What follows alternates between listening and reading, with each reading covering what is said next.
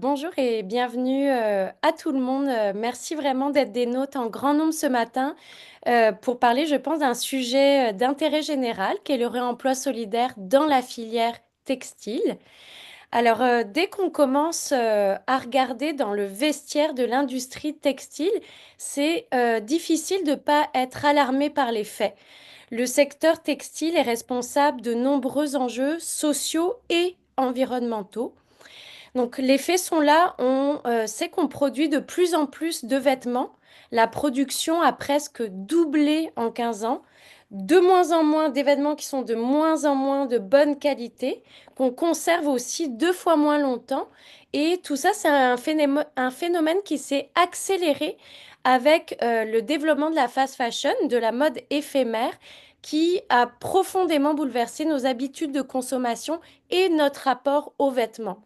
À l'heure actuelle, on a produit sûrement assez de vêtements pour habiller la planète pour plusieurs générations, quoique nos vêtements sont beaucoup moins aujourd'hui de bonne qualité et peut-être réparables. Tout ceci a un impact direct sur l'environnement puisque la production textile, elle est très gourmande en eau et en terre et en pesticides pour cultiver certaines fibres comme le coton. La fabrication d'un seul t-shirt en coton nécessite 2700 litres d'eau douce, soit ce qu'une personne boit en 2 ans et demi. En plus d'extraire, elle pollue. La production textile est responsable d'environ 20% de la pollution mondiale d'eau potable à cause des teintures, mais aussi des autres produits de finition utilisés dans la fabrication des textiles. Une seule lessive de vêtements en polyester peut libérer 700 000 fibres microplastiques qui peuvent ensuite se retrouver dans la chaîne alimentaire. Et on sait que la majorité des microplastiques des textiles est libérée lors des premiers lavages. Donc c'est vraiment corrélé aussi avec tout ce phénomène de mode éphémère. On retrouve aujourd'hui plus d'un demi-million de tonnes de microplastiques au fond des océans chaque année. Les matières chimiques, synthétiques et artificielles représentent environ 68% des matières premières produites pour l'habillement, avec en tête de podium de ces matières chimiques le polyester, qui est de loin la matière la plus utilisée dans le monde. Donc on est aussi aujourd'hui très loin des pulls en laine tricotés main. L'industrie textile, c'est aussi 4 milliards de tonnes de CO2 émises annuellement, ce qui représente 10% des émissions mondiales de gaz à effet de serre. Et enfin, cette industrie produit des montagnes de déchets. Vous pouvez imaginer l'équivalent d'un camion poubelle plein de vêtements qui finissent enfouis ou incinérés toutes les secondes et peut-être même plus aujourd'hui. Donc, l'industrie textile, on le sait, elle est catastrophique pour les écosystèmes et pour les êtres vivants qui y vivent, dont nous. Donc, bon, une fois vous a dit ça ou qu'on a dit ça, parce que l'idée, c'est de ne pas vous assommer trop quand même ce matin, on sait qu'on ne pourra pas faire l'économie de s'attaquer aux causes structurelles du problème. Donc, sans politique de réduction à la source, la circularité, elle ne pourra pas être une véritable solution au problème. Donc, on a d'abord besoin de produire moins, d'encadrer et de réglementer l'industrie, pas de trier plus, mais en parallèle de pouvoir aussi poursuivre la circularisation du secteur en permettant d'avoir plus de vêtements qui sont réparables, réutilisables et recyclables. Donc justement, permettre la réutilisation de vêtements, c'est ce que font de nombreuses organisations au Québec qui œuvrent au réemploi solidaire. Aujourd'hui, l'idée de ce webinaire, c'est de vous permettre de mieux comprendre qui elles sont, qu'est-ce qu'elles font et c'est quoi les enjeux et pistes de solutions qui traversent ces organisations du réemploi solidaire dans la filière textile. Donc moi, je m'appelle Solène Martin-Derry, je suis conseillère en transfert au TIES, qui est un organisme qui soutient et qui outille le milieu de l'économie sociale dans ses pratiques innovantes par la mobilisation de connaissances. Au TIES, c'est pas un sujet nouveau puisqu'on travaille depuis 2019 sur les liens et les synergies entre l'économie sociale et l'économie circulaire, notamment à travers la filière textile, car il faut savoir que l'économie sociale est précurseur en ce qui concerne la mise en œuvre de stratégies et d'activités circulaires comme le réemploi et la réparation. Rapidement, on s'est rendu compte en travaillant sur le sujet qu'en conjuguant l'économie sociale et l'économie circulaire, on obtient des bénéfices à trois niveaux, économique, social et environnemental. L'économie sociale, de son côté, peut apporter un cadre de valeur qui est important pour le développement d'une économie circulaire, puisqu'elle est basée sur le bien-être des personnes et des collectivités, parce que les retombées sociales passent avant le profit et que les décisions sont prises localement et de manière démocratique. Ce cadre de valeur fait en sorte que les stratégies de circularité adoptées dans un milieu ont plus de chances de répondre à des besoins réels et à des préoccupations sociale et environnementale. Inversement, l'économie circulaire peut apporter de nouvelles pistes d'action pour les entreprises d'économie sociale en leur permettant de contribuer directement à la transition socio-écologique, de développer des nouveaux modèles à faire et de réduire leur impact environnemental. C'est donc vraiment un duo gagnant. Donc, l'objectif aujourd'hui, c'est de vous donner un aperçu de ce qui bouge sur le terrain en vous présentant différents outils, projets, expérimentations, réflexions qui ont été réalisés grâce au programme de soutien à l'économie sociale qui porte sur la gestion des matières résiduelles et qui est un programme financé par le ministère de l'économie, de l'innovation et de l'énergie et qui a été coordonné par le chantier de l'économie sociale. Donc, le webinaire aujourd'hui va se dérouler en trois grands temps. D'abord, je vais laisser mon collègue Emiliano Arpin-Simonetti, qui est rédacteur d'outils de transfert au TIES, vous présenter les outils qu'on lance aujourd'hui qui permettent justement de mieux comprendre l'écosystème du réemploi solidaire dans la filière textile aujourd'hui. C'est des outils qui ont été réalisés par notre fantastique collègue Judith Doré, qui est actuellement en congé maternité, mais que vous allez avoir la chance d'entendre tout à l'heure. On fera ensuite place au témoignage d'Alexandra Gagné de Recycle au Centre, de Pascal Renaud de Renaissance et de Marianne Coquelicot-Mercier de Chroma Conseil, qui présenteront des projets qui expérimentent de nouvelles façons de faire afin de circulariser davantage la filière. On prendra quelques questions et puis on terminera ensuite avec les témoignages de Judith Doré et Louis Camp de l'Association des ressourceries du Québec, de Jeannie-Claude Vien de Concertation Montréal et d'Amélie Girard du Pôle d'économie sociale des Laurentides qui nous offriront un regard, un peu un regard sur les réflexions et activités à venir, donc un regard à venir sur l'avenir, sur ce qui s'en vient pour le milieu du réemploi solidaire dans la filière textile. Et puis on finira tout cela par une petite période de questions.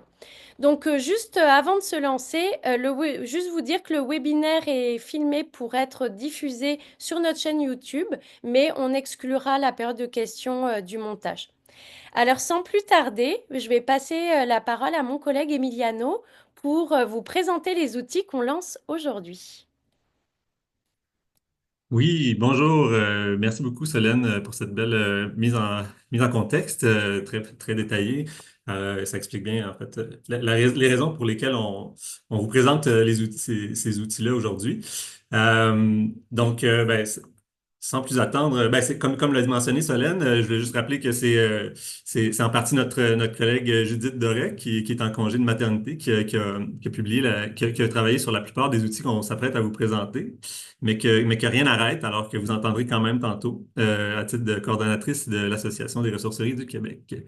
Alors, voilà. Puis, Judith, si tu veux rajouter des choses sur les outils, n'hésite surtout pas au moment de la période d'échange.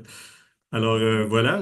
Sans plus attendre, les voici, les fameux outils. Donc, on a un répertoire des friperies et des ressourceries du Québec, un portrait sommaire de ces friperies et ressourceries, un état des lieux de la filière textile au Québec, un mini-guide aussi pour une consommation plus responsable et solidaire, et 5 fiches pour partager les résultats et apprentissages de projets pilotes qui ont été réalisés dans le cadre du PSES sur la gestion des matières résiduelles. Donc, ces outils, juste pour le mentionner, ça s'ajoute à d'autres qu'on a produits dans le cadre du même PSES, dont un cadre de référence sur le réemploi solidaire qu'on a rendu public un peu plus tôt cette année. Donc, c'est ça. Ces nouveaux outils, ils portent plus particulièrement sur la filière textile. Donc, ils visent à identifier aussi les acteurs de cette filière au Québec, puis à nous présenter les grands enjeux, les défis, puis les bonnes pratiques de cette filière. Donc, en gros, de qui on parle et de quoi on parle quand on parle de réemploi solidaire dans la filière textile au Québec. Pardon. Oui, alors, de qui on parle? Pour avoir un portrait un peu plus complet, disons, on a commencé par répertorier, le TIES a commencé par répertorier les ressourceries et les friperies d'économie sociale au Québec. Donc, toutes les entreprises privées à but lucratif sont exclues là, de ce répertoire-là. C'est vraiment concentré sur les entreprises d'économie sociale. Euh, en fait, ce répertoire-là a été produit, entre autres, en regroupant différentes listes qui ont été compilées par différents acteurs de soutien régionaux à l'économie sociale. Et juste pour faire un petit rappel, petite précision, quand on parle de ressourcerie, euh, on désigne en fait des organisations à but non lucratif qui œuvrent dans la récupération et la revente de biens usagés de toutes sortes, hein, que ce soit des jouets, des livres, des articles pour la maison, des petits appareils électriques, et y compris évidemment du textile, des vêtements. Et quand on parle de friperie, ben, c'est en grosso modo la même chose, mais on parle d'organisations qui sont plus spécialisées dans le textile, en fait, dans la récupération et la revente de textiles. Tout ça, évidemment, là, dans le cadre de l'économie sociale en ce qui concerne les outils qu'on lance aujourd'hui. Alors, le répertoire, bon, j'ai sauté une diapo, désolé. Juste pour mentionner que le répertoire, en fait, des, euh, des ressourceries contient, en fait, répertorie en fait, autour de 420 ressourceries au Québec, dans presque dans toutes les régions, en fait. Puis là-dessus, il y en a 365 qui ont des activités dans le réemploi textile. Et on peut en fait déjà consulter une partie de ce répertoire sur la plateforme axel.ca, c'est ça, qui est un répertoire d'entreprises collectives et puis si on filtre les résultats par la catégorie ressourcerie, réemploi, on peut accéder déjà à une partie de ce répertoire-là qui va être bonifié au fil du temps, là. Donc, voilà. On pourra partager ensuite le lien vers le répertoire dans le chat si au besoin. Puis voilà, en somme. Sinon, ben, sur ces 420 ressourceries, ensuite, ce que le TIES a fait, c'est on leur a envoyé un sondage pour mieux connaître leurs activités, pour avoir un meilleur portrait, en fait, des acteurs de la filière. Là-dessus, il y a 185 ressourceries ou friperies qui ont répondu de manière volontaire. Donc, c'est quand même une bonne proportion. Et bon, évidemment, il y a certaines limites à cette collecte de données, sauf que ça fournit un échantillon assez important, puis des données précieuses et éclairantes pour bien comprendre l'écosystème du réemploi au Québec. Alors là, je vous laisse, vous voyez ici sur la diapo, il y a quelques faits saillants, disons, de ce portrait, mais bon, vous pourrez le consulter sur notre site. Euh, et en gros, ça fournit différentes indications sur, par exemple, sur les revenus, sur les ressources humaines, sur le type de structure juridique ou certains défis des ressourceries. Euh, on peut aussi voir, en fait, quelles sont les principales missions sociales, en fait, les besoins, toute la gamme en fait de services essentiels aux communautés que les ressourceries offrent. Parce que en fait, comme ce sont des entreprises qui sont bien enracinées dans leur milieu, sont bien à mesure de pourvoir à certains besoins locaux qui ne sont pas couverts par les secteurs publics ou privés. entre autres. Donc, juste pour vous donner un exemple, les trois principales missions sociales qui ressortent dans le portrait, ce serait la lutte contre la pauvreté et l'aide aux personnes démunies, la protection de l'environnement et l'économie circulaire et le développement communautaire et l'action bénévole. Puis on a aussi l'insertion socio-professionnelle, là, qui est une des missions très courantes des organisations de réemploi solidaire. Je m'arrête là. En fait, là, je vous en donne juste je vous donne un petit aperçu. Vous pourrez aller consulter vous-même le détail du portrait. Et surtout, en fait, l'ensemble des réponses au questionnaire se retrouve dans le prochain document que je m'apprête à vous présenter, qui est l'état des lieux du réemploi dans la filière textile, du réemploi solidaire, pardon, dans la filière textile. Donc, c'est ça, le fameux état des lieux qui nous dit en gros de quoi on parle quand on parle de réemploi solidaire au Québec.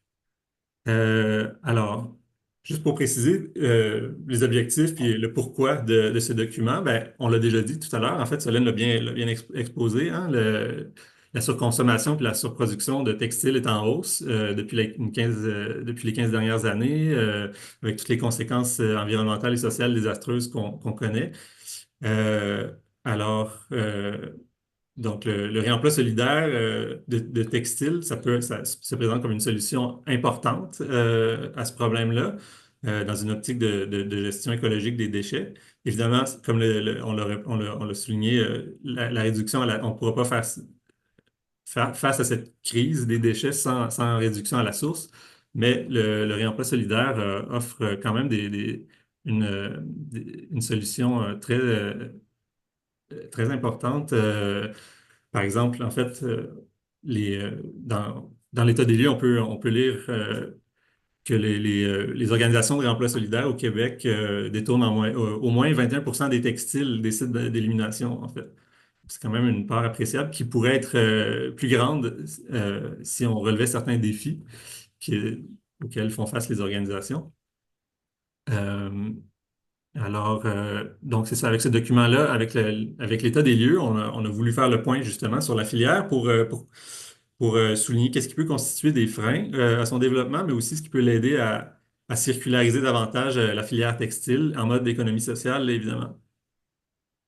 Et enfin aussi, ben, un des objectifs, par le fait même, c'était de sensibiliser les décideurs, les décideuses et le public en général à l'importance du réemploi et à l'importance de la transition socio-écologique. Hein. Donc, c'est pour cette raison-là que l'état des lieux aussi s'est doublé d'un outil de sensibilisation qu'on a intitulé Choisir le réemploi des vêtements et des textiles, un mini-guide pour une consommation plus responsable, écologique et solidaire, et qu'on a rendu déjà public, en fait, au Jour de la Terre, le 22 avril dernier, et qui peut déjà être consulté sur notre site.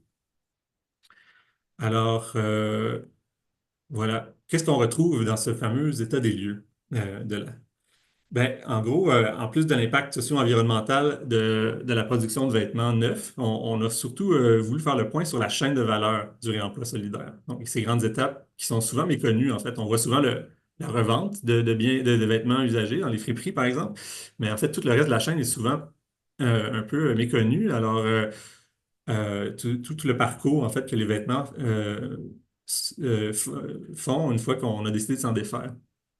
Alors, pour chaque étape de cette chaîne, on a aussi identifié les enjeux et les défis, ainsi que des bonnes pratiques.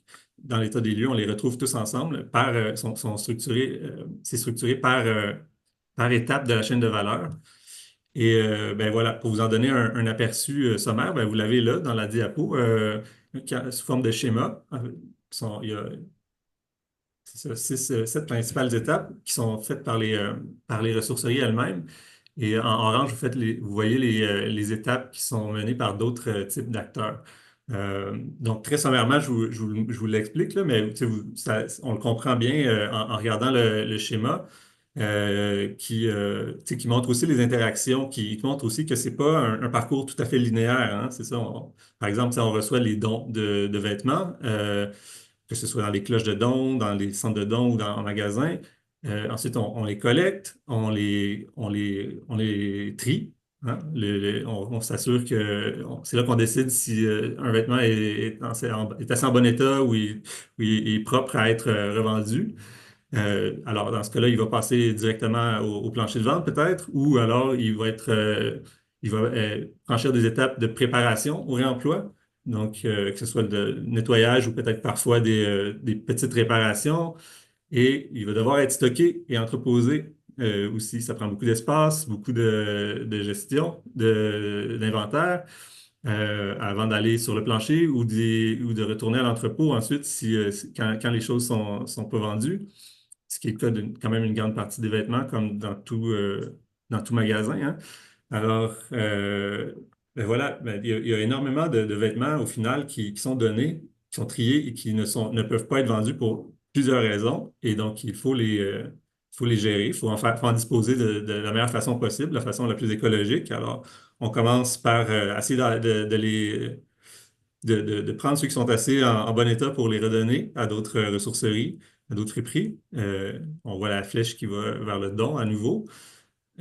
Ensuite, on peut aussi les donner à les vendre à des repreneurs de surplus qui, eux, vont les revendre à d'autres acteurs ou parfois les exporter, ce qui n'est pas la solution idéale parce que, bon, il y a plusieurs enjeux écologiques et sociaux, plusieurs impacts, en fait, qui sont indésirables quand même de cette exportation-là. Je ne rentre pas dans les détails. Vous pourrez peut-être le consulter dans le document lui-même si vous voulez en savoir davantage, mais voilà, c'est des principales, en fait, c'est un des principaux débouchés là, des surplus de dons. Ensuite, ben, on peut aussi faire du redesign, en fait, transformer les vêtements en d'autres objets.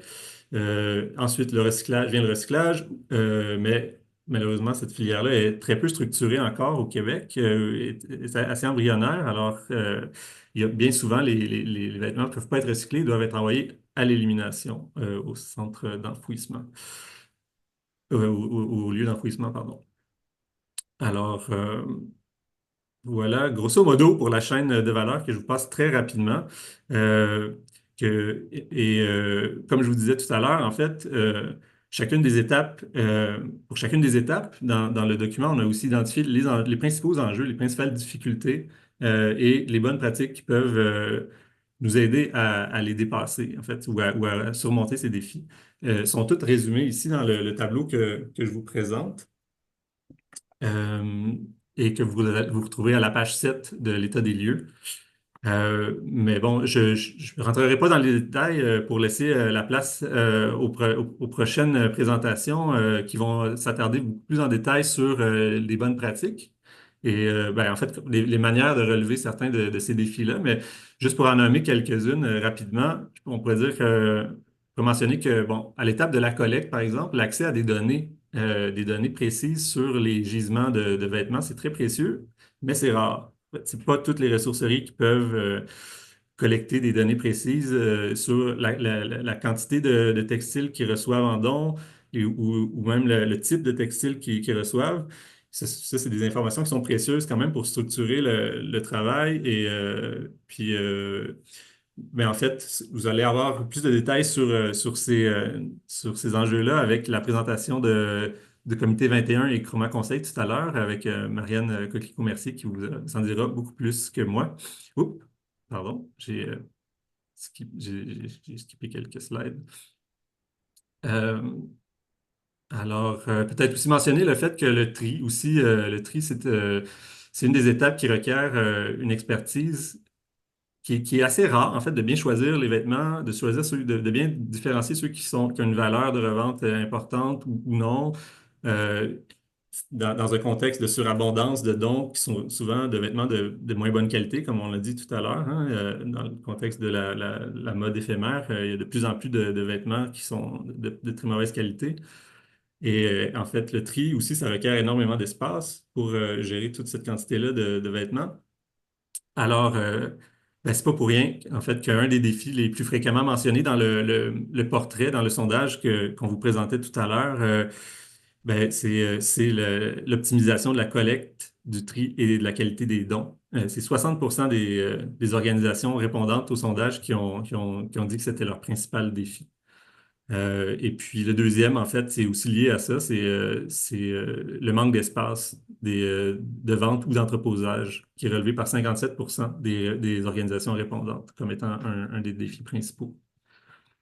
Euh, j'ai le goût de m'arrêter là, en fait. Je pense que ça fait un peu le tour.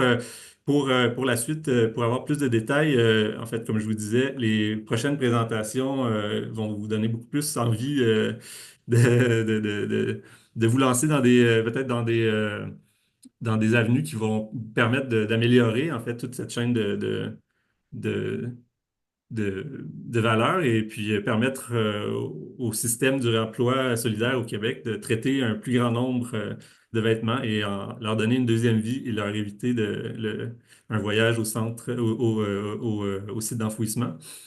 Et puis, en fait, aussi, si vous voulez aller un peu plus en profondeur sur sur certains projets ou certaines bonnes pratiques, je vous invite aussi à consulter les 5 fiches de projets pilotes qu'on a réalisées dans le cadre aussi du PSES sur la gestion des matières résiduelles. En fait, vous allez y trouver en fait la description, les résultats, les apprentissages et recommandations et certains faits saillants de 5 projets du PSES, dont certains portent en fait, sont dans la filière textile. Alors, voilà. Je passe la parole euh, au- à Solène. Et puis, merci beaucoup. Et je vous invite à consulter tous ces beaux outils sur notre site web. Merci. Merci Emiliano et surtout merci à Judith qui nous a dotés de ressources vraiment précieuses pour la suite. Donc, comme Emiliano l'a souligné, il y a différents enjeux, obstacles tout au long de cette chaîne de valeur et on va maintenant donner la parole à des personnes qui travaillent sur des solutions nouvelles afin de lever ces obstacles. Donc, je vais tout de suite passer la parole à Alexandra, Pascal et Marianne qui vont vous parler de projets qu'elles ont expérimentés dans le cadre du PSES. Et donc, Alexandra, on va ouvrir le bal avec Alexandra du Recyclocentre. Merci beaucoup. Bonjour tout le monde. Est-ce que vous voyez bien ma présentation? Oui, Parfait. Ça me fait plaisir d'être avec vous aujourd'hui et d'avoir l'opportunité de vous parler des actions que le Recyclocentre a posées en lien avec la valorisation des textiles. Donc, le Recyclocentre, on est une entreprise d'insertion à Sorel-Tracy. On fait de l'insertion socio-professionnelle. On intègre plus de 40 personnes dans notre milieu de travail à chaque année.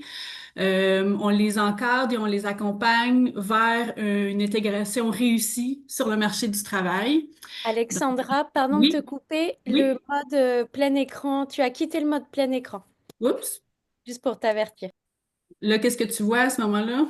Mes notes. On voit l'ensemble du support de présentation, Pardon. alors que tout à l'heure, tu as... Oui, c'est bon. Parfait. OK. Je reprends sur la présentation du Recyclocentre. On est à Sorel et puis on a fait le choix, en fin de compte, d'investir du temps et de l'énergie dans la gestion de nos surplus textiles. Je dis qu'on a fait le choix parce que ça fait pas partie de nos opérations régulières, bien évidemment. On se Généralement, notre quotidien se résume à accueillir les dons dans notre centre de dons, les trier et les revendre. Donc, on a 2 magasins de réemploi. On a fait le choix, effectivement, d'investir du temps parce qu'on croit que c'est en se mobilisant, les entreprises d'économie sociale, qu'on pourra faire ressortir des solutions, des avenues qui sont viables et qui pourront permettre peut-être une filière textile qui est structurée au Québec. Je vous ai fait une présentation vraiment visuelle pour que vous voyez concrètement de quoi on parle. Au Recyclocentre, ben c'est justement ces surplus de vêtements-là qui nous ont incité à se mobiliser. Donc, on a travaillé depuis plus de 2 ans avec plusieurs entreprises d'économie sociale et circulaire pour avoir des données et mieux comprendre de quoi on parle quand on parle de tous ces vêtements-là. Donc, on a travaillé avec le CTTEI qui a fait l'analyse complète des dons que nous recevons à notre centre de dons, la caractérisation de ces dons-là. Et on a travaillé également avec le comité 21 qui s'est penché plus spécifiquement sur les vêtements. Et ces données-là nous ont permis, ben, premièrement, de savoir de quoi on parle, de savoir de quel type de matière on a, en fin de compte, et ensuite de ça, ben, de définir quelles sont les opportunités pour valoriser ces surplus textiles-là. Ça nous a permis aussi, ces données-là, d'avoir vraiment disons, une vision plus claire de ce qui se passe au Québec.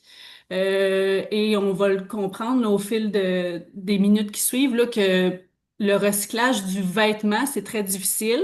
Le vêtement qui a été porté, c'est plus difficile, disons, que les textiles post-industriels, par exemple.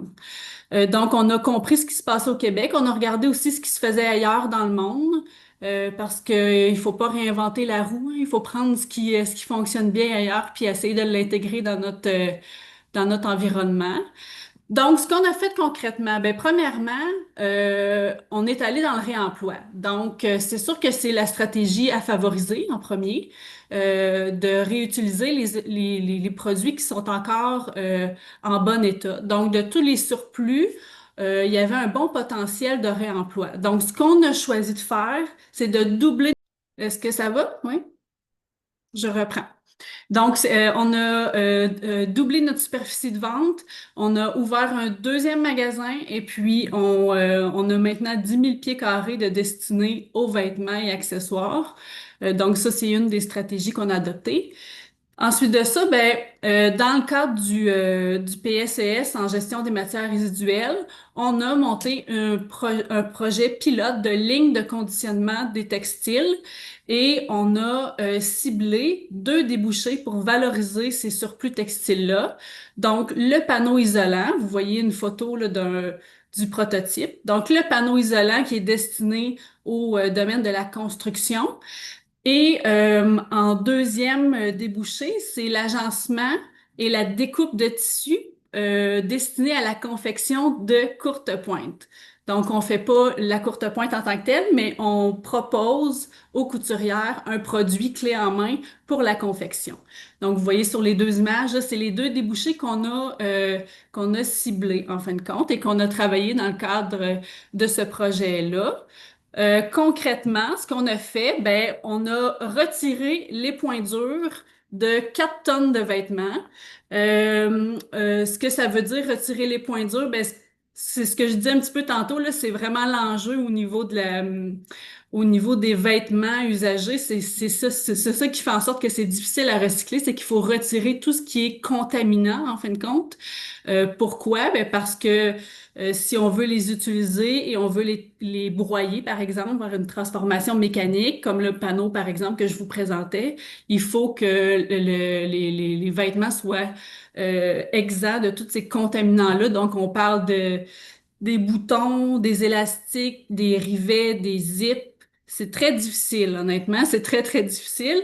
Et on avait fait le choix, dans le cadre de ce projet-là, d'y aller de façon manuelle pour vraiment pouvoir intégrer nos travailleurs avec des limitations intellectuelles. Et puis, pour ce qui est du volet artisanal, ben,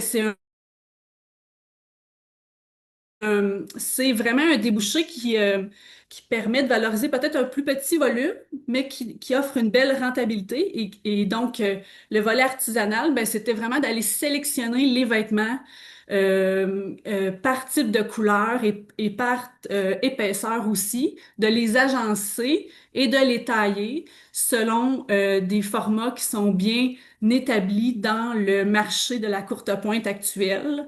Et donc, c'était de créer quelque chose qui était attirant à l'œil et qui permettait justement de valoriser ces vêtements-là qui n'auraient pas pu être portés de toute façon, maintenant qui pourraient se retrouver en courte pointe.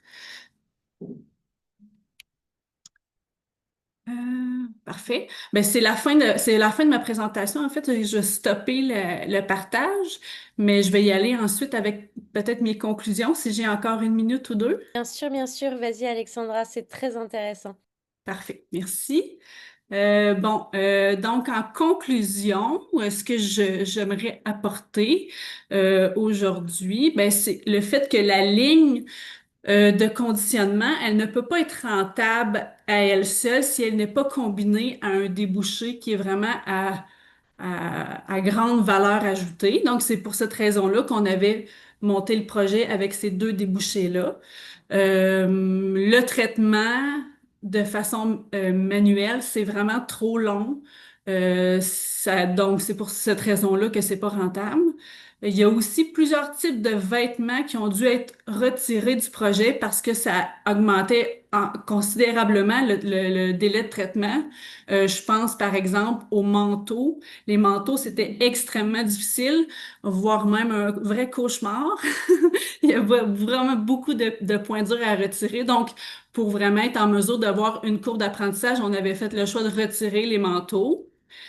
Ou sinon, un autre élément, ben, le volet artisanal, donc la découpe des tissus pour la courte pointe, c'est vraiment un succès. On est en production présentement pour la vente de ce produit-là. On avait fait une étude de marché, on a expérimenté, on a vendu quelques échantillons au salon de la courte pointe. On a parlé avec beaucoup de couturières. Et franchement, on s'est rendu compte que c'était un marché qui était intéressant et que les gens étaient très, très intéressés par ce produit-là. Sinon, ce que je voulais vous dire, c'est que, bon, à la lumière de tous ces éléments-là, et puis des enjeux de rentabilité puis de vitesse, c'est certain qu'il y a, bon, du travail à faire, donc d'autres étapes à réaliser pour arriver justement à produire des lots de tissus prêts pour le défibrage.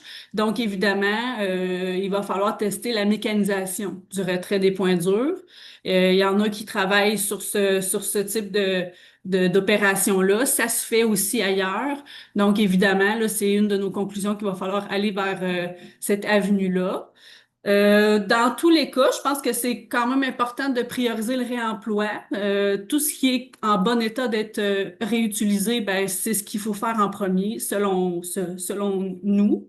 Et c'est ce qu'on a fait d'ailleurs. Et je terminerai en disant qu'un des facteurs clés qui a fait en sorte qu'on a réussi à aller de l'avant avec ce projet-là, c'est la mobilisation des acteurs. Il y a beaucoup, beaucoup de collaborateurs qui ont gravité autour des projets. Le CTTI qui a chapeauté vraiment tout le volet panneaux isolants. En moins d'un an, on a réussi à créer, là, puis en laboratoire, là, je veux dire, mais vraiment à réaliser un échantillon de panneaux isolants, c'est pas rien. Donc, moi, aujourd'hui, c'était vraiment de mettre en lumière le fait que quand on collabore, puis qu'on va chercher les forces de chacun, de toutes les entreprises, ça nous permet vraiment de structurer des projets puis des résultats aussi. Voilà, merci. Merci beaucoup Alexandra, c'est vraiment une démarche très inspirante et puis donc un appel à, on attend le prochain PSES GMR. Qui à main levée ici ne soupçonnait pas qu'il y avait autant de débouchés, un marché existant pour la courte pointe? Moi, je ne soupçonnais pas et je l'ai appris alors et je vois que je suis pas la seule. Donc, on va tout de suite passer du côté de la réparation avec Pascal de Renaissance. Bonjour à tous, j'espère que vous allez bien. Je vais tenter de partager également ma courte présentation. Donc, ben, merci de nous donner l'occasion à Renaissance de parler de la filière textile et du projet PSES en gestion des matières résiduelles auquel on a participé. Il y a quelques éléments que j'ai mis en diaporama, puis je vais essayer d'ajouter peut-être d'autres éléments qui sont survenus en cours de projet. Je me permets si vous n'avez pas objection, Je me permets de mentionner que notre nouvelle gestionnaire innovation et développement durable est avec nous aujourd'hui là, dans le webinaire auquel vous participez. Donc, Marion Zech est avec nous depuis quelques semaines déjà et c'est très stimulant d'avoir une collègue justement au développement durable qui est spécialiste du textile, donc qui va sûrement nous amener ailleurs aussi du côté débouché, recyclage, surcyclage et autres. Donc voilà, c'est un petit aparté que je me permets de faire. Donc, dans le cadre du programme PSES GMR, Renaissance a fait un projet pilote, au fond, qui permettait la réparation mineure textile pour éviter les déchets et favoriser le réemploi. Donc, ça consistait principalement à implanter un atelier de couture qui était géré d'une main de maître de notre designer Rachel Fortin, qui, elle, devait s'assurer, évidemment, la formation de participants. Renaissance a plusieurs plateaux de participants ou en insertion sociale, principalement dans l'ensemble de nos renaissances, de nos fripes, centres de dons, même, je dirais, j'ajouterais au centre d'impact. Donc, c'était d'initier ces participantes-là au volet de couture à la main, mais également de leur permettre l'apprentissage de la couture à la machine à coudre. Et donc, le parcours de formation d'opérateurs de machine à coudre nous permettrait là, disons, de raviver la main-d'œuvre qui se fait de plus en plus rare au Québec en termes de couture. Donc, c'est un projet très intéressant pour Renaissance. J'ai préparé une diapo qui vaut en chiffres peut-être 1000 mots. Donc, juste pour vous donner une ampleur ou une idée des résultats qu'on a atteints durant la période de juin 2023 jusqu'en août 2024. Donc, il faut calculer qu'il fallait implanter évidemment l'atelier de couture avec tous les équipements, déterminer à quel emplacement on allait le faire, quel allait être le tri et comment on allait procéder là, pour les formations et tout, et les partenaires avec lesquels on a collaboré étroitement durant ce projet. Donc, notre objectif, on avait l'objectif de, comment je pourrais dire, de réemployer 10 000 vêtements en les réparant. On a réussi à trier 8 019 vêtements pour en réemployer de ces 8 000 vêtements, 50,47, j'ai mis le chiffre exact, on a réemployé 50,47 % de ces vêtements-là. On avait un objectif de former 6 participants à travers tout ça. Évidemment, j'ai mis au féminin l'intérêt, les gens qui nous ont approchés finalement ou les participantes qui avaient un intérêt, c'était des participantes qui nous a ramené un revenu, j'ai arrondi à la centaine de dollars, de 45 000 durant la teneur du projet. Et on a travaillé étroitement avec Récupex, Recyclocentre, entre autres, qui sont nos partenaires qui tiennent le fort, qui nous amènent. Vous avez vu l'image d'Alexandra, une image qui vaut mille mots. Tous les surplus de vêtements qui peuvent arriver viennent parfois aussi chez Renaissance, de chez Récupex ou de Recyclocentre. Et je voudrais ne pas oublier nos partenaires, les petites mains qui nous ont vraiment donné un sérieux coup de pouce au niveau de la localisation, de la formation de nos participantes et aussi de l'équipement. Donc, qui ont été un soutien assez exceptionnel là, dans ce projet-là. Donc, on a réussi à récupérer, donc à réparer de façon mineure et à commercialiser 4000 pièces ou 4047 pièces de vêtements. Donc, à éviter l'enfouissement avec ce nombre de pièces-là. Moi, j'ai pour mon dire que chaque petit geste compte.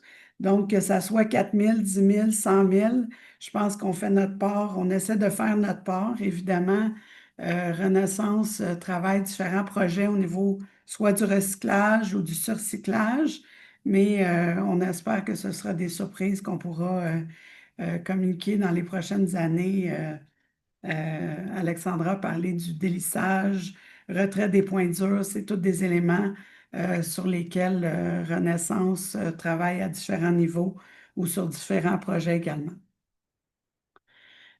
Finalement, donc, ce projet nous a permis de soutenir notre mission d'insertion sociale, qui est évidemment notre raison d'être, ou notre étoile du Nord, comme dirait si bien Benjamin, que plusieurs d'entre vous connaissent, ou Éric.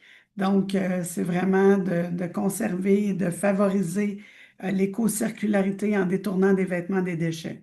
Donc, ce geste qu'on a posé en participant à ce projet nous a permis d'éviter l'enfouissement pour plusieurs pièces de vêtements. On aimerait éventuellement poursuivre la réparation textile euh, ou la réparation mineure de vêtements pour les réemployer puis soutenir nos activités de commercialisation. Bien évidemment, il y a des enjeux qui ont été soulevés euh, de ce projet-là, entre autres au niveau du tri puis la qualité du tri. C'est pas toujours évident pour, je vais l'appeler la couturière ou notre participante couturière, à trier tout d'abord le vêtement, déterminer quels tissus sont propices à être réparés, pourquoi, la valeur également au niveau de la réparation dans le but de commercialiser. Il faut penser que si on commercialise, pardon, il y a tout l'aspect gestion des coûts. Est-ce que le vêtement vaut la peine d'être réparé? À combien on va pouvoir le commercialiser dans le but de rester compétitif également? Donc, il y a cet aspect-là qui est ressorti là, en tant qu'enjeu pendant le projet. Le recrutement des participantes aussi. Il y a des participantes qui ont mentionné être très intéressées, d'autres moins. Donc, de garder au quotidien la formation, l'intérêt, le développement de ces participantes-là au niveau de l'atelier de couture, ça représente certains enjeux également. L'aménagement, la formation, l'équipement, le volume. Donc, est-ce qu'on implante le tout dans chacun de nos renaissances, de nos fripes? Est-ce qu'on a l'espace? Est-ce qu'on a l'équipement? De quelle façon on procède? Si on arrive à la commercialisation, est-ce qu'on en vend dans chacun de nos magasins Renaissance? C'est là où on a des devoirs à faire de notre côté, à savoir si on va poursuivre ces activités-là. Euh, on a certainement un intérêt, mais je pense qu'on a des devoirs en termes de planification et d'analyse pour s'assurer qu'on peut, disons, faire ou élaborer le projet à grande échelle, à plus grande échelle pour Renaissance. Donc, voilà, ça complète la présentation euh, PSEA-GMR pour Renaissance. Merci beaucoup Pascal pour ce retour d'expérience. Donc on comprend que pour vraiment redonner vie aux activités de réparation, il faudra encore plusieurs jalons, mais que ça paraît vraiment être une piste porteuse et d'avenir. Donc on espère que et Renaissance, mais aussi plus largement à tout niveau, au niveau des paliers, différents paliers publics, il y aura une volonté de pouvoir travailler sur ce sujet-là. Euh, alors tout de suite, sans plus entendre, Emiliano parlait tout à l'heure de l'enjeu du manque de données et c'est justement à ce problème que se sont attaqués Chroma Conseil et Comité 21 et c'est Marianne qui va tout de suite vous en parler plus en détail. Parfait, merci. Oui, donc aujourd'hui, je vais vous présenter ce qui nous a tenu très occupés pendant pratiquement 1 an et demi, l'équipe de Chroma Conseil et de Comité 21, qui est un projet de développer et implanter un outil de collecte de données. Ce projet-là, il est issu des recommandations du portrait des friperies de Vaudreuil-Soulanges que Comité 21 et Chroma Conseil ont réalisé en 2023. Pour le projet d'outils de collecte de données, nous avons été soutenus par le chantier d'économie sociale dans le cadre du PSES. L'équipe de réalisation, c'est Chroma Conseil et Comité 21, mais je tiens à souligner l'apport vraiment important de Clélia Beau et de Maxime Saint-Denis dans l'équipe de travail. Alors, l'objectif du projet pilote, c'était de développer et de tester un nouvel outil de collecte de données uniformisé et en continu pour les textiles, et on a ajouté en cours de route les objets. L'objectif de l'outil lui-même, alors, c'est de collecter des données par les friperies.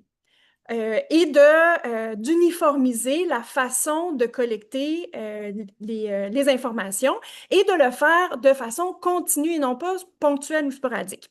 Ensuite, l'objectif de l'outil, c'est potentiellement d'améliorer les performances des processus à l'interne, donc du tri, de la mise en vente et compagnie. Un autre objectif important, c'est de quantifier la valeur réelle des activités des friperies, autant d'un point de vue environnemental par le détournement de matières résiduelles potentielles, les impacts sociaux et les impacts économiques de ces activités de réemploi. Et finalement, un objectif plus global, en fait, c'est de mettre en lumière le potentiel du gisement de textiles post-consommation sur le territoire de la province pour voir comment est-ce que ce gisement pourrait être réintégré dans l'industrie textile. Donc, comment est-ce qu'il pourrait servir d'approvisionnement à notre industrie textile. Voilà.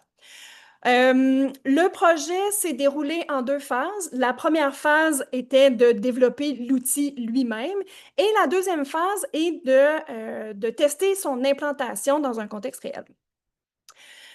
Pour développer de l'outil, notre première étape a été évidemment de conduire des entretiens avec des friperies et de faire des analyses sur place. Donc, d'analyser le processus de réception des dons, de tri entre les vêtements usagés et les objets, de sélection pour la friperie, de voir comment est-ce que les surplus sont gérés, où est-ce qu'ils sont entreposés. Donc, ça a été vraiment une analyse sur place des processus.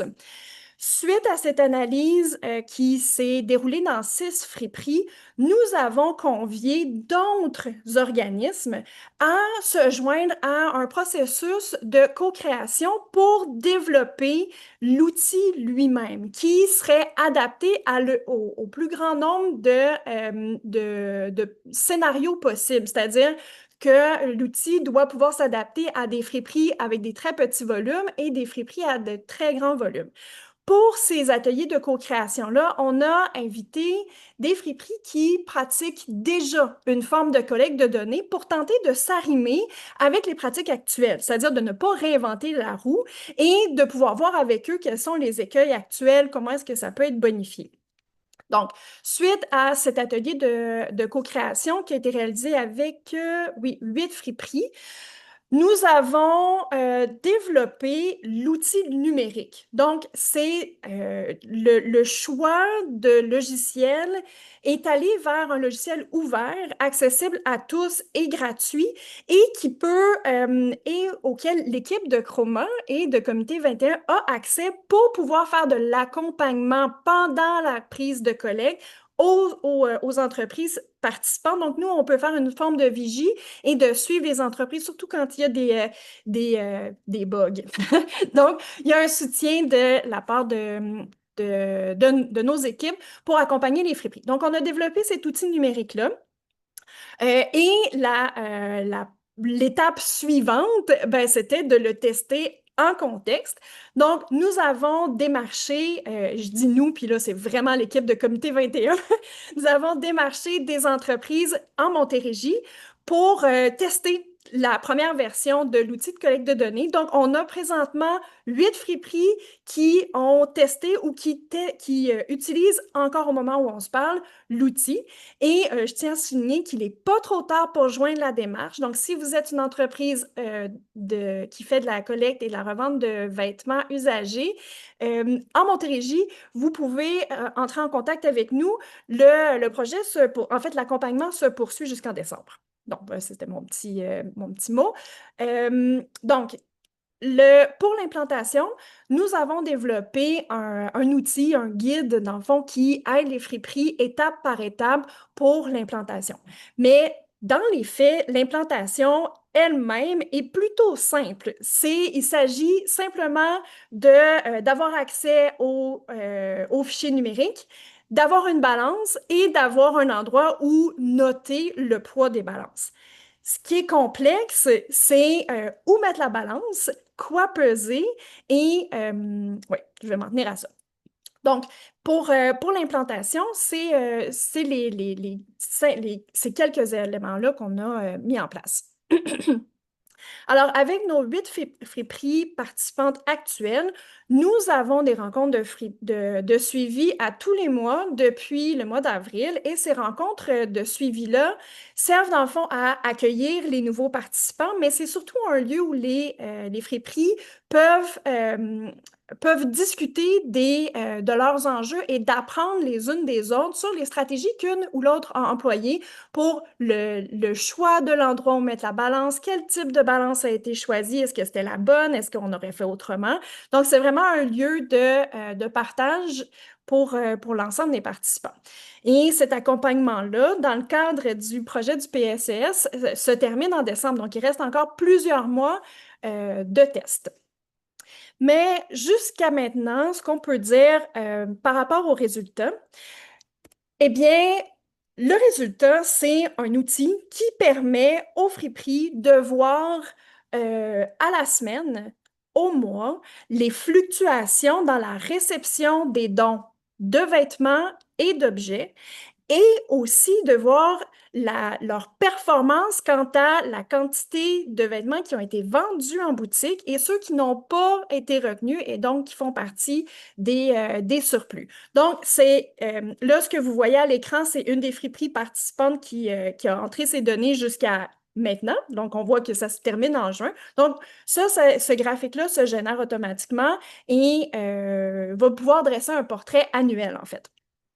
Donc, ça, c'est les grandes lignes, mais les données, on est capable d'aller chercher des informations très, très pointues, donc sur le taux de performance par mois. Donc, si vous voyez les lignes en bleu pâle là, dans le bas, on voit le taux de performance, donc combien de kilos de vêtements ont été traités à l'heure en moyenne, et le taux de réemploi des objets et des textiles. Donc, ça, c'est vraiment des outils pour les friperies, pour qu'elles puissent s'améliorer. Mais aussi, évidemment, ce sont des informations très importantes quand il s'agit de communiquer avec les consommateurs.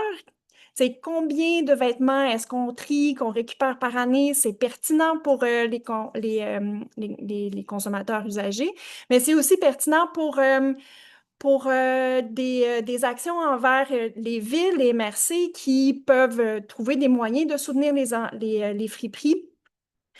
Et ça, c'est des chiffres qui sont pertinents. Je voulais conclure avec un témoignage d'une friperie qui utilise l'outil et pour qui ça a changé beaucoup de choses. Donc, pour elle, là, c'est un outil qui non seulement sert à quantifier ce qui entre et ce qui sort de la friperie, mais ça leur a permis de repenser leurs pratiques, de réorganiser leur collecte de données, de réorganiser tout le processus interne. Puis les données, comme je le disais, leur servent déjà à sensibiliser leurs consommateurs avec des statistiques, avec des chiffres qui sont percutants.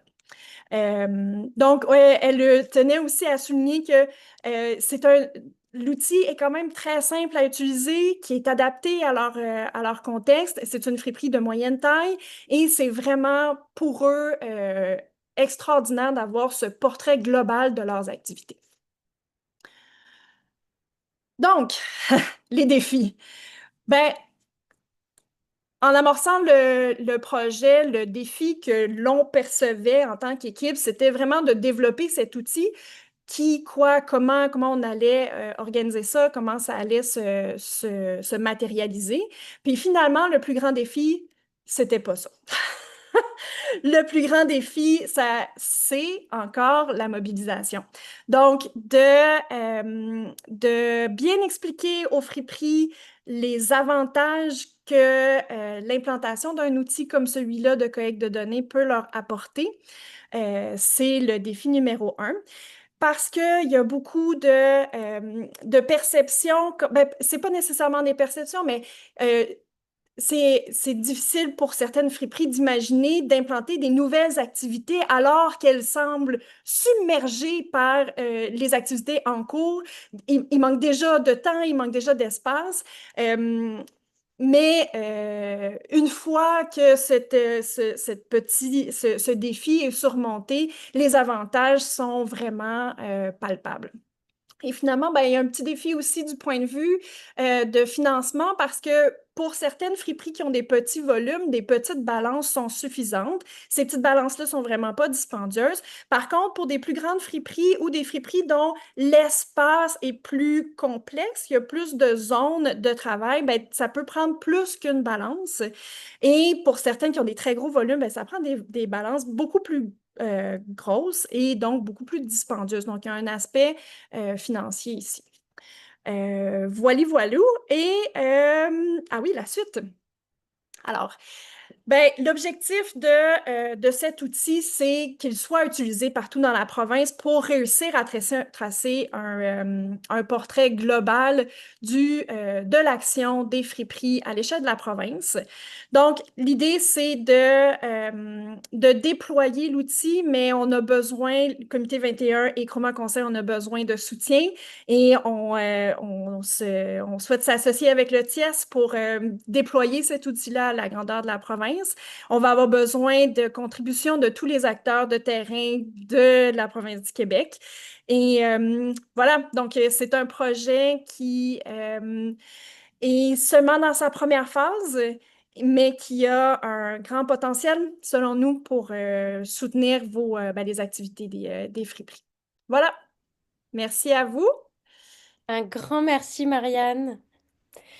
Moi, je ne sais pas si c'est le cas, mais je crois qu'on peut faire une belle main d'applaudissements virtuels pour ces trois projets vraiment très ambitieux, très intéressants. Et surtout, moi, je suis hallucinée de tout ce qui a pu être réalisé en l'espace d'une année. Et ce n'est que le début. Donc, soutenons les acteurs sur le terrain, soutenons-les pour voir émerger et se développer des projets inspirants et circulariser davantage cette filière. Je vais prendre pas plus que deux questions et ensuite on passera à notre deuxième partie. Je vais commencer avec une question que je vois là sous mes yeux qui demande est-ce qu'en dehors de l'achat de la balance, c'est payant de mettre en place l'outil pour la friperie? Est-ce que c'est payant? Est-ce que c'est payant de mieux comprendre ces processus? Est-ce que c'est payant de modifier ces processus pour qu'ils soient plus efficaces? Oui. Est-ce que c'est payant d'avoir des données sous la main pour justifier ces activités auprès des villes et MRC? Oui, c'est payant, absolument. Je pourrais rajouter peut-être justement dans l'étude que juste 5 friperies dans la région de Vaudreuil-Soulanges, faire un tel exercice a permis d'identifier une perte de revenus de 40 000 pour les friperies, juste par un premier exercice. Alors, donc, le fait de traiter la donnée et bien organiser au fond le processus du travail et combler les vides pourrait augmenter les revenus, bien sûr. L'outil est gratuit. Par contre, ce qui est payant, c'est l'accompagnement pour les soutenir dans l'implantation de l'outil. Ouais. Je prendrai une seconde question si je vois une main se lever. Je sais qu'il y a eu plusieurs questions au fil de l'eau dans le chat qui ont été répondues. Je vais juste donner un commentaire. Moi, pour faire de la pesée chez nous depuis 3 ans, plus de 25 000 données de rentrée. justement sur un fichier de ce style-là où on fait des graphiques et tout ça. Quand on rencontre les municipalités, quand on rencontre la MRC, effectivement, c'est très payant d'avoir tous ces données-là. On l'a fait aussi dans les Laurentides, là, dans 8 ressourceries. Et oui, la question est toujours demandée. C'est toujours la même chose, là. À quoi ça sert? Ben, ça va servir éventuellement. L'association est là pour justement pour mettre en place des pressions au niveau des gouvernements, des différents types de gouvernements pour justement dire combien de matières on détourne de l'enfouissement. Et ça, c'est une des grandes raisons de pourquoi on doit peser. J'ai une main levée. Combien peut coûter l'implantation de l'outil? On ne l'a pas encore chiffré, puis ça va dépendre du contexte, du nombre de friperies sur un territoire. Ça va dépendre de beaucoup de facteurs qui ne sont pas encore mesurés. Il va falloir travailler sur ça. Oui, puis on regarde aussi de voir comment on peut aller chercher du financement s'il y a une cohorte qui s'organise. Alors, dans ce sens, il pourrait y avoir des appuis financiers, soit par les gouvernements locaux ou d'autres instances. Et ça nous amènerait à la deuxième partie et à la conclusion ensuite de ce webinaire. On veut se tourner un petit peu vers les perspectives d'avenir. C'est quoi les réflexions qui animent les acteurs du milieu? C'est quoi les activités, les événements qui s'en viennent cet automne? C'est quoi les actions structurantes qui sont portées notamment par la RQ à venir? Donc, je vais tout de suite laisser la parole à Louis, qui est président de l'Association des ressourceries, et à Judith, qui est la coordonnatrice, qui vont nous parler un petit peu de ce qu'ils ont fait dans le cadre du PSES, mais surtout qu'est-ce qui s'en vient et qui va être d'intérêt comme priorité d'action pour le milieu du réemploi solidaire dans la filière textile. Merci, Solène. Merci beaucoup. Alors, Louis Camp, bonjour à tout le monde.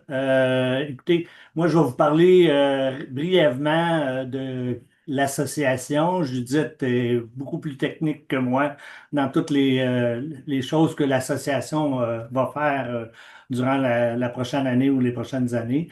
Mais l'association, dans le fond, pour votre bénéfice, elle est née de plusieurs acteurs du milieu à travers le Québec dans le fond, a toujours existé depuis les années 90 un réseau, mais en 2020, durant la pandémie, on s'est réunis 8 à 9 ressourceries ensemble pour, dans le fond, échanger tout simplement. Tous les jeudis matins, on se rencontrait à 9 h le matin, puis on jasait, puis pour finalement décider de créer une association bien en bonne et due forme, tout ça. Il y a eu une assemblée générale de fondation en 2022. Depuis ce temps, ben, on a réussi à recruter Judith, qui a commencé à travailler avec nous. Malgré le fait qu'elle est en congé de maternité, je peux vous dire qu'elle travaille présentement encore très ardument sur l'association. L'association, dans le fond, est là pour soutenir les organisations le plus possible, aider. Présentement, on essaie d'aider les ressourceries de la Côte-Nord à essayer. On met les gens en lien parce que les surplus de la Côte-Nord sont compliqués à ramener vers les grands centres. Donc, on travaille avec Renaissance, on soutient les gens. Il y a plus de 400-500 ressourceries. Judith pourra en parler plus tard, mais à travers le Québec. Donc, nous, à l'association, on a un petit peu plus que 50 membres d'inscrits à l'association. On souhaite qu'il y aura de plus en plus de membres, donc on deviendra un poids important au niveau du Québec. Je pense que ça devient important. On est tous chacun un peu dans notre coin. L'ARQ signifie l'Association des ressourceries du Québec et elle regroupe, comme je vous dis, présentement une cinquantaine de membres et beaucoup d'activités qui sont à venir et qu'on a fait dans le passé. Donc, je vais laisser Judith poursuivre avec les activités de l'association. Merci beaucoup. On est formé d'un conseil d'administration de 9 membres également, de partout à travers le Québec. Merci Louis. Donc, je vais commencer là, par présenter l'action qu'on avait été mandaté là, dans le cadre du grand plan d'action là, de toutes les actions qu'on a présentées présentement du chantier de l'économie sociale là, financé par le MIE. L'Association des ressourceries du Québec, elle a été mandatée d'offrir une communauté de pratique pour les ressourceries de l'économie sociale, ce qui inclut aussi les friperies. Le projet a été réalisé avec le précieux soutien de Jeannie Claudien de Concertation Montréal et de l'équipe du TIES et notamment de Gaël Généreux qui faisait partie de l'équipe au moment du lancement de la communauté. La communauté, elle a été lancée pour répondre aux besoins de créer un espace de partage de bonnes pratiques. L'initiative a visé à faciliter le transfert de connaissances, documenter les enjeux du réemploi solidaire et de mettre en relation les ressourceries entre elles là, pour venir éviter le travail en silo et le dédoublement d'efforts. La communauté, elle a réuni une quarantaine de participants. Il y a eu 2 séances d'information, 3 ateliers qui ont été organisés. À chaque atelier, il y a un taux de participation de 40%. Puis, les ateliers ont tous porté sur des enjeux qui étaient considérés prioritaires de la part des participantes, participants, soit les partenariats et financements, les débouchés pour certaines matières et la gestion des stocks et de l'entreposage. Ces ateliers-là nous ont permis de venir cibler des besoins puis de commencer à développer des soutiens, des outils de soutien là, comme un bottin de ressources pour détourner les matières de l'enfouissement, un document plaidoyer pour la reconnaissance institutionnelle des ressourceries, puis des outils d'aide à la gestion. Là, je dis commencer parce que ça va être des outils, certains de ces outils-là, dans le fond, que je viens de nommer, c'est des outils qui vont devoir être améliorés puis actualisés là, au fil du temps nécessairement. Pour ce qui est des retombées, certaines organisations nous ont mentionné là, avoir amélioré leur gestion de stock. D'autres nous ont mentionné avoir amorcé des démarches de partenariat avec leur MRC. Puis, on a vu une bonne dynamique d'entraide là, qui commençait à s'installer là, autour des défis communs. Puis là, j'aimerais ça là, pour clore un peu là, les retombées, juste vous lire une citation là, de Pierre Bruyère, là, qui était à l'époque directeur général du développement durable de Rivière-du-Nord, qui avait participé là, à nos ateliers. Puis, il a mentionné qu'il est important que les organisations impliquées dans le réemploi, peu importe leur niche, soient en relation pour développer une vision globale de la transition socio-écologique qui se dessine devant nous. Donc, le retour des participants, ça nous a permis de mettre en évidence le besoin d'accompagnement dans plusieurs démarches, notamment là, le développement de partenariats avec les autorités locales. Donc, en s'appuyant notamment là, sur les apprentissages de la communauté de pratique, l'association a développé un plan d'action interne pour répondre aux demandes et aux besoins de ses membres. Brièvement, là, les orientations du regroupement pour la prochaine année, c'est de renforcer le partage d'expertise en continuant la communauté de pratique au-delà du financement reçu du MIE. On a aussi, là, dans le cadre de notre communauté de pratique, là, on a ajouté à la demande des membres une formule de groupe d'échange avec des rencontres virtuelles de partage de défis et de réussite. Puis ensuite, on veut aussi là, ajouter des visites de ressourceries.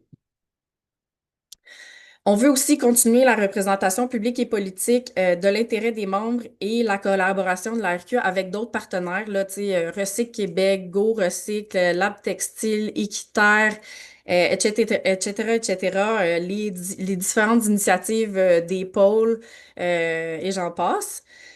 On veut aussi là, développer des outils de mesure d'impact environnemental, social et économique pour être en mesure de faire valoir l'importance du travail réalisé par les ressourceries. Tu sais, ça fait écho là, un peu à l'outil de Chroma Conseil et de Communauté 21 qu'on souhaite continuer à développer là, dans le cadre d'un appel à projet du TIES. On veut renforcer la formation puis l'accompagnement des acteurs du secteur. On entame là, des démarches là, pour le développement d'une formation là, pour les besoins spécifiques des ressourceries. On reste en mode veille des initiatives là, à plusieurs niveaux, là, que ce soit législatif, développement et recensement de débouchés là, pour certaines matières là, notamment. Puis finalement, on veut aussi sensibiliser le public puis promouvoir le réemploi solidaire. Là, on va continuer là, au courant de la prochaine année à chercher des leviers pour être en mesure de lancer une campagne de sensibilisation nationale pour développer le réflexe du réemploi dans les communautés, mais aussi pour convertir les donateurs en acheteurs. C'est pas mal ce qui fait le topo là, rapide pour l'association. Fait que je vais céder la parole, là, dans le fond, à la prochaine collègue. Je sais pas si c'est toi, Solène, qui va l'introduire. Oui, je peux tout à fait. Merci beaucoup, Louis et Judith. Je pense qu'on est très chanceuses et chanceux d'avoir une initiative comme la RQ, une initiative structurante qui permet de renforcer et de valoriser aussi les retombées des friperies, ressourceries au Québec. Donc, on va continuer à suivre vos travaux et merci pour tout ça. Et ça nous amène à une réflexion avec Jeannie-Claude. Jeannie-Claude qui a organisé ce printemps un webinaire sur qu'est-ce que ça voudrait dire si il y avait une REP textile mise en place au Québec. Qu'est-ce que ça voudrait dire pour les acteurs du réemploi solidaire, sachant que ça partait vraiment de quelque chose de très hypothétique. Et elle va venir aujourd'hui nous faire une petite synthèse des échanges et des apprentissages suite à ce webinaire. Jeannie-Claude, je te cède tout de suite la parole. Merci Solène. Ben, très contente d'être des vôtres ce matin. Heureuse de voir qu'il y a autant de gens qui sont intéressés par le sujet du réemploi. On a tous travaillé fort dans les dernières années pour mener les projets qui vous sont présentés aujourd'hui. Donc, c'est un plaisir d'être avec vous. Merci aussi, Solène, d'avoir mis de l'emphase sur le « si ».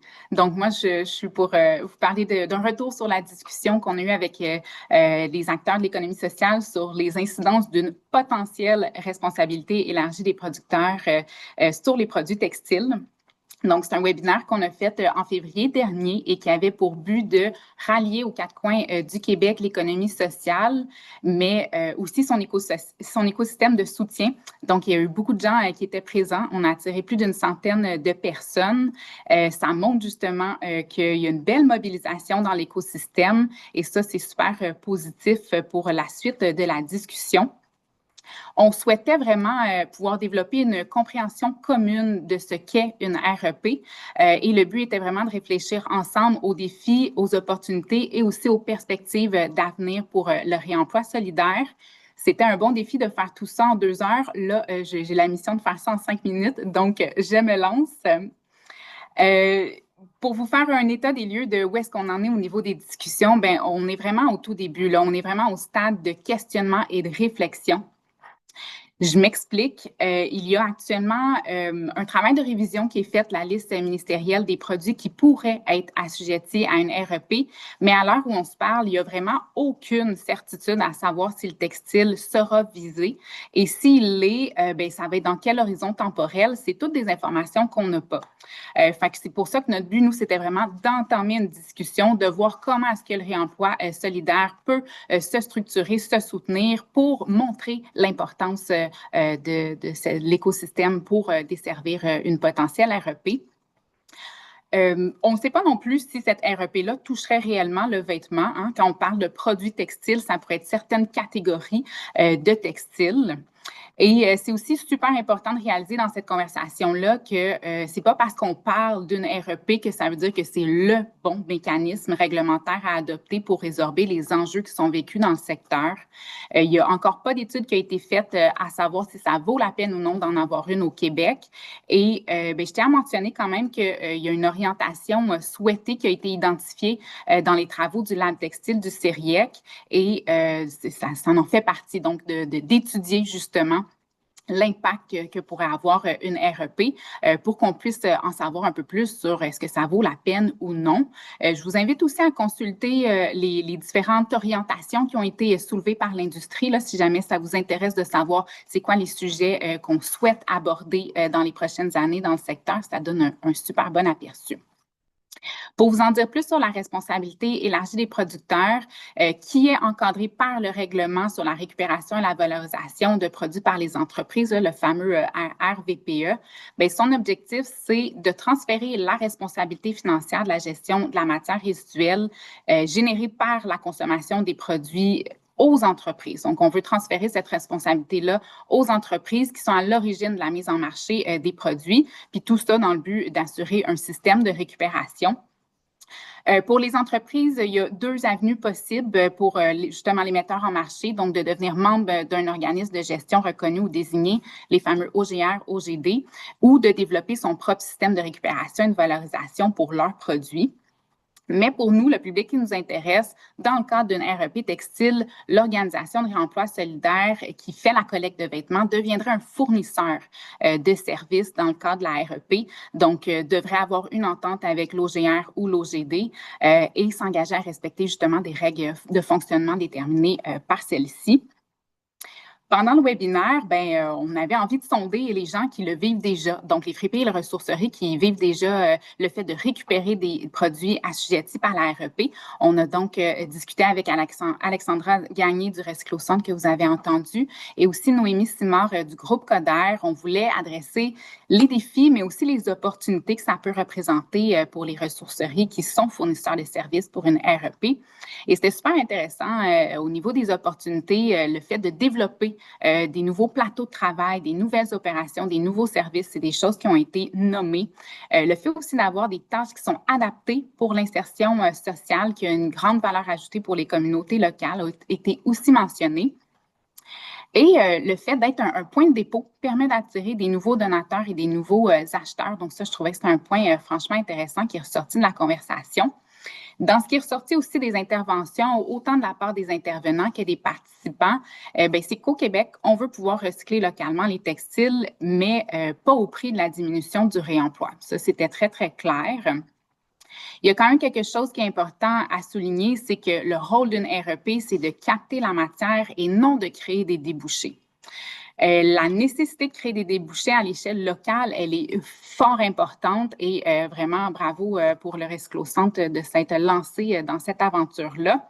C'est tellement quelque chose d'important que si vous regardez un peu ce qui se passe en France présentement, le 17 mai dernier, la ministre de la Transition écologique a annoncé l'ouverture d'une réforme gouvernementale justement pour cette filière de la REP textile qui est qualifiée d'une filière en crise. Donc, le but, c'est qu'il y ait prochainement un chantier de révision en profondeur du cahier des charges de la filière pour reconstruire une chaîne de valeur circulaire, solidaire, mais aussi locale, qui va être capable d'adresser les différents enjeux sociaux, économiques et environnementaux là, que nous-mêmes on vit de notre côté.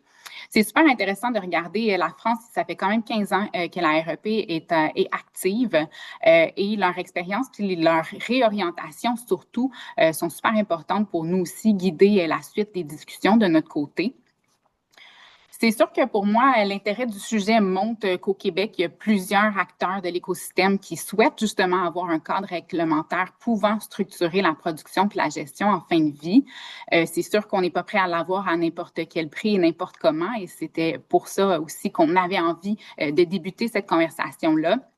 On doit certainement faire attention aux déplacements d'impact pour assurer que les gains environnementaux, assurer qu'on a des gains environnementaux, des mesures adoptées. On doit bien sûr miser sur le réemploi des vêtements existants. Et on doit aussi se projeter dans le futur, parce que là, on parle de quelque chose en développement maintenant qui serait actif dans probablement beaucoup d'années. Comme on voit avec la France qui sont en train de se réajuster, on a vraiment besoin de considérer les réalités, les tendances de demain pour s'assurer que nos décisions d'aujourd'hui seront adaptées à ces réalités-là. Et bien justement, pour nous, cette première discussion-là a su mettre en lumière que l'économie sociale doit être considérée comme un joueur incontournable de ce type de réglementation. Et on n'avait quand même pas peur de se cacher qu'il y a beaucoup de travail collaboratif à faire pour atteindre cette reconnaissance. Et REP ou pas REP, c'est super important de continuer de collaborer ensemble sur différents fronts. Puis c'est ce que le PSCS nous a permis de faire et c'est ce que je pense qu'autour de la table, on souhaite tous continuer à faire. Il y a différentes choses qui peuvent être faites.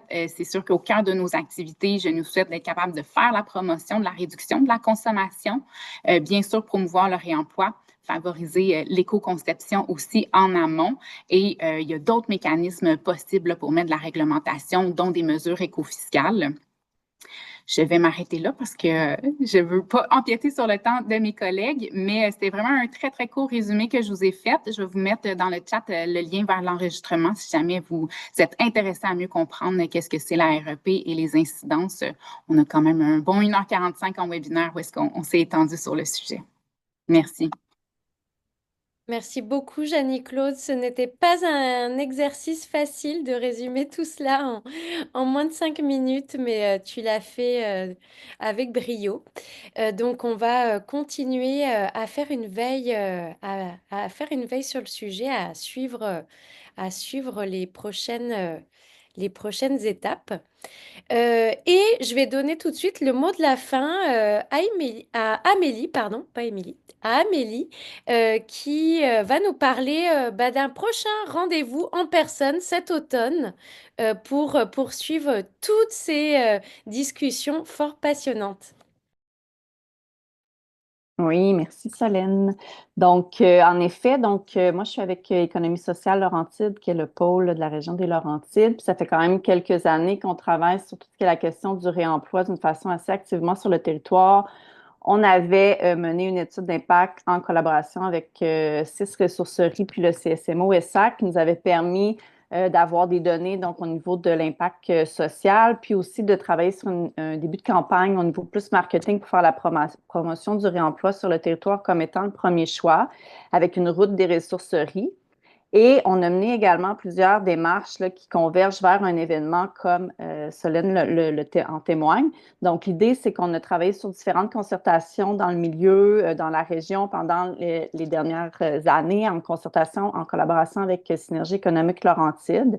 Ça nous a permis justement d'évaluer un peu la chaîne de valeur du réemploi sur le territoire, de voir où étaient un peu les maillons plus faibles, plus fragiles, et au niveau des territoires, puis au niveau de la chaîne de valeur en tant que telle aussi, qui nous ont mené à différents projets, dont une stratégie régionale en économie circulaire dans lequel on est en collaboration avec Synergie économique Laurentide pour activer le territoire. Donc, il y a eu différents projets qui ont été menés, donc vraiment par MRC ciblé. Il y a eu également une démarche, en fait, de mutualisation dans laquelle on est co-porteur actuellement dans les basses Laurentides pour faire en sorte de voir quels sont les espaces, les plateformes, d'explorer, en fait, à quel niveau peuvent mutualiser davantage les ressourceries des basses Laurentides. Donc, est-ce qu'au niveau des gisements, au niveau des données, par exemple, on en parle beaucoup depuis tout à l'heure, tout ce qui est l'expertise, le partage au niveau des débouchés. Donc, on a une étude de faisabilité qui est en création actuellement avec la coop Interface. Et comme Louis l'a mentionné, il y a eu une collecte de données qui a été faite dans la région, donc dans 8 MRC, 8 ressourceries, dans l'espace d'une semaine par MRC. On est allé collecter justement des données parce qu'on a réalisé par cette grande démarche de concertation qu'on manquait, comme on l'a nommé tout à l'heure avec Marianne, des données tangibles pour pouvoir faire reconnaître le rôle justement des ressourceries du territoire. Et ça nous a permis donc d'aller chercher des données sur les intrants, mais également sur toutes les pratiques mises en place, donc les pratiques plus innovantes aussi, et la structure organisationnelle, et de pouvoir travailler sur un rapport puis une analyse qui sera présentée et qui sera en fait présentée sous forme de recommandations dans le cadre d'un manifeste du réemploi qui sera présenté dans le cadre d'un événement, donc au forum, un forum interrégional du réemploi le 27 novembre prochain. Donc, on veut lancer ce manifeste-là pour faire en sorte de voir engager encore plus, donc de faire des pas au niveau des municipalités, des MRC, d'arriver avec des recommandations qui sont quand même vraiment concrètes et qui permettent de s'intégrer dans différentes politiques municipales, donc pour faire en sorte que le réemploi devienne un service, un positionnement qu'on veut se donner, donc avec l'Association des ressourceries du Québec puis Synergie économique Laurentides sur notre territoire pour faire un service essentiel et voir comment ça peut être reconnu, mais surtout soutenu aussi. De voir comment que les partenaires municipaux, politiques doivent être main dans la main avec les acteurs du réemploi, de l'économie sociale, pour faire en sorte qu'on fasse des bonds encore plus grands dans les prochaines années. Donc, ce forum-là va permettre justement à la fois de positionner les ressourceries, mais également de pouvoir être un espace d'échange, de partage, de voir quelles sont les pratiques. On en a entendu aujourd'hui, mais il y en a plusieurs là, partout au Québec actuellement.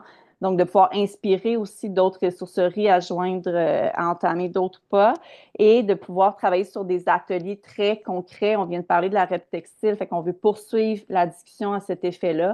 Donc, Jeanne-Claude, on va se reparler certainement. Donc, de pouvoir vraiment travailler sur des trucs concrets qui vont permettre de renforcer les ressourceries de notre territoire, mais plus largement aussi au Québec. Donc, l'invitation est vraiment à l'ensemble du Québec, des acteurs du réemploi. C'est le 27 novembre à Sainte-Thérèse. Donc, voilà, rapidement. C'est un rendez-vous. Merci beaucoup, Amélie. Je fais une autre main d'applaudissements virtuels pour toutes ces initiatives, activités, événements à venir.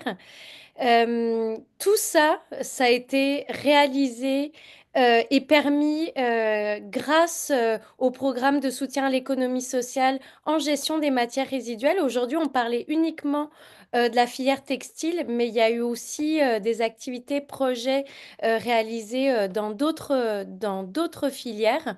Il y aura d'ailleurs un rapport synthétique sur l'ensemble de la démarche du PSES qui sera publié, partagé un peu plus tard.